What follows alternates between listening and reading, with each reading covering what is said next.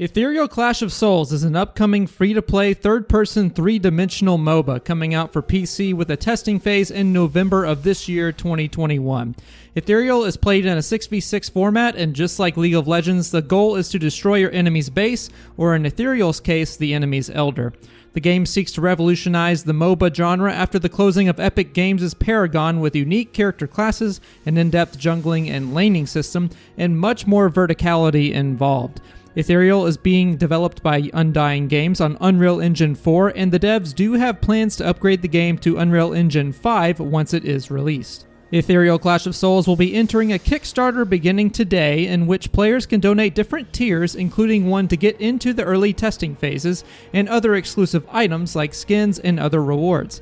The game will feature an in-game cosmetic shop where you can purchase different skins for the game's different champions, called myths. In this video, I'll be showcasing Ethereal Clash of Souls' gameplay features, including the Loadout Features, details of the map Elysium, and how the account leveling system will work.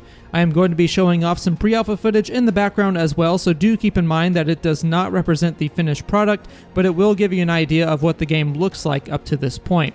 Now then, it's time we dive right in. My name is OSK, and this is Ethereal Clash of Souls.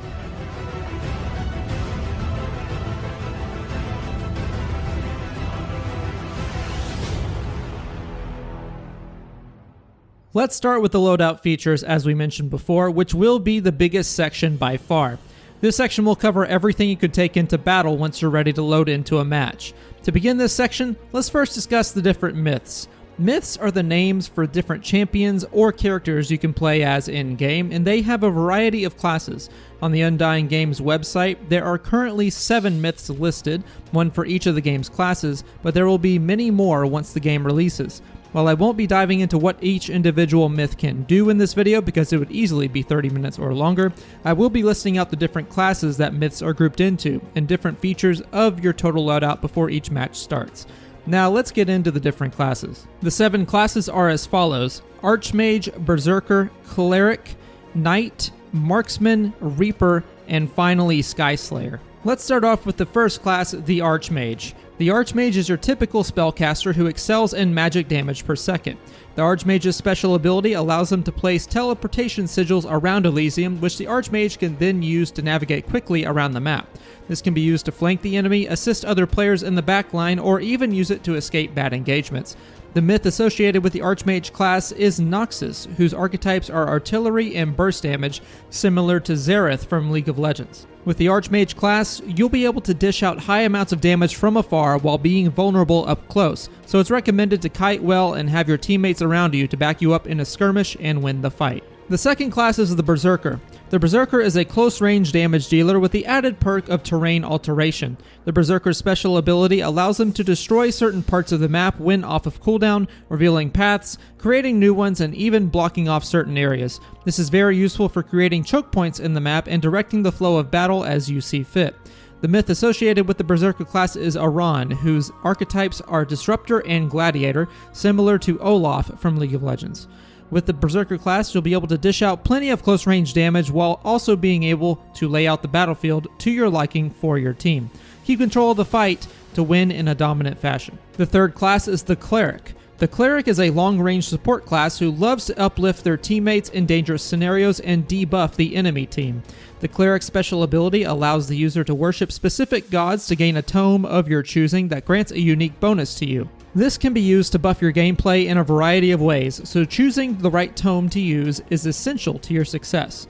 The myth associated with the Cleric class is Marina, whose archetypes are Enchanter and Controller, similar to Soraka from League of Legends. With the Cleric class, you'll be able to shield and heal your teammates while also putting a dampener on the enemy team. By applying your buffs carefully, you'll be able to turn the tide of battle. The fourth class on our list is the Knight. The Knight is a close-range, pure defensive tank who soaks up the majority of damage as a frontliner in teamfights. The Knight's special ability allows the user to choose a relic at the start of the match, which lets them complete certain tasks to gain unique effects. The myth associated with the Knight class is Talos, whose archetypes are Gladiator and Diver, similar to Darius from League of Legends.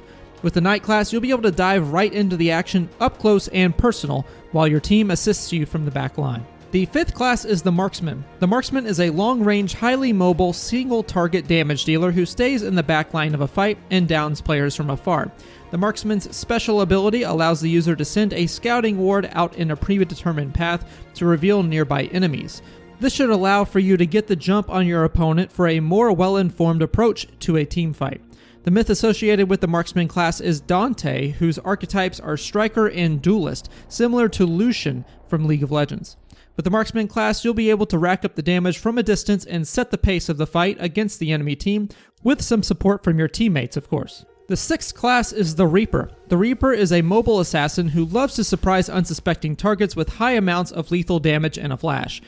The Reaper's special ability allows the user to parkour off of specific parts of the map, making it easier to attack from different angles and get the jump on your enemies. The myth associated with the Reaper class is Malaya, whose archetypes are Duelist and Fighter, similar to Talon from League of Legends. With the Reaper class, you'll be able to maneuver around the battlefield freely and excel in fights with your damage. You'll need to be careful you're not targeted with CC, however, as you are quite squishy. The seventh and final class is the Sky Slayer. The Sky Slayer is a big part of what makes Ethereal stand apart from other MOBAs in terms of verticality and free traversal. The class is a highly mobile fighter who excels at disrupting fights from above and ganking unsuspecting foes. The Sky Slayer's special ability is Flight, which does exactly what you think it does. This lets the Sky Slayer survey the entire map of Elysium and gain control of the battlefield through sheer vision alone. The myth associated with the Sky Slayer class is Leah, whose archetypes are Disruptor and Diver, similar to Quinn from League of Legends. With the Sky Slayer class, you'll be able to take full advantage of a 3D MOBA and soar to the skies to attack unsuspecting opponents. Once you get up close and personal, it'll only be a matter of time before your numbers advantage catches up with the enemy. Now that we're done with the different classes of Ethereal, let's get into the different loadout options. Each player will be able to choose a different customizable loadout before each match, similar to how runes work from League of Legends. The only catch is you will have a set number of points to allocate to specific stats like lifesteal, attack speed, and so on. The different loadout presets revealed on the Ethereal website are as follows: Assault, Protect, Reinforcement, and Demolition. From what it sounds like, Assault will focus on damage, Protect on defense, Reinforcement will focus on enhancing teammates and maybe even minions, and Demolition will help you destroy structures on the map, which we'll get into later. In addition to loadouts, each player will be able to choose a specific familiar to accompany them in each match.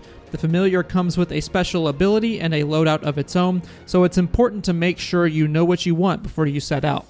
This adds that extra little bit of depth that I'm sure most will enjoy for the new title. Of course, we can't end this section without talking about in-game items, but I will keep it very brief. Items act in just the same way as you think. You buy small items, build them into component items, and then end up with top tier items.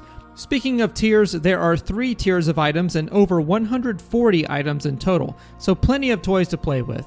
These items will supply buffs both active and passive and will affect the following traits: attack speed, critical chance, critical damage, physical lifesteal, physical power, physical penetration, cooldown, magical power, magical penetration, mana, MP5 or mana per 5 seconds, armor, health, HP5 or health per 5 seconds, magic resist, persistence, and finally movement speed.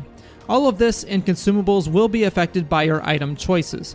Each player will have consumable slots and 7 total item slots, including 1 special slot for your boots, so be sure to select your loadout carefully. And that about covers loadouts. Plenty of different ways to play. I didn't dive into specific myths and their abilities, but if you'd like to see that, be sure to like the video and subscribe, and let me know you'd like to see it down in the comments below.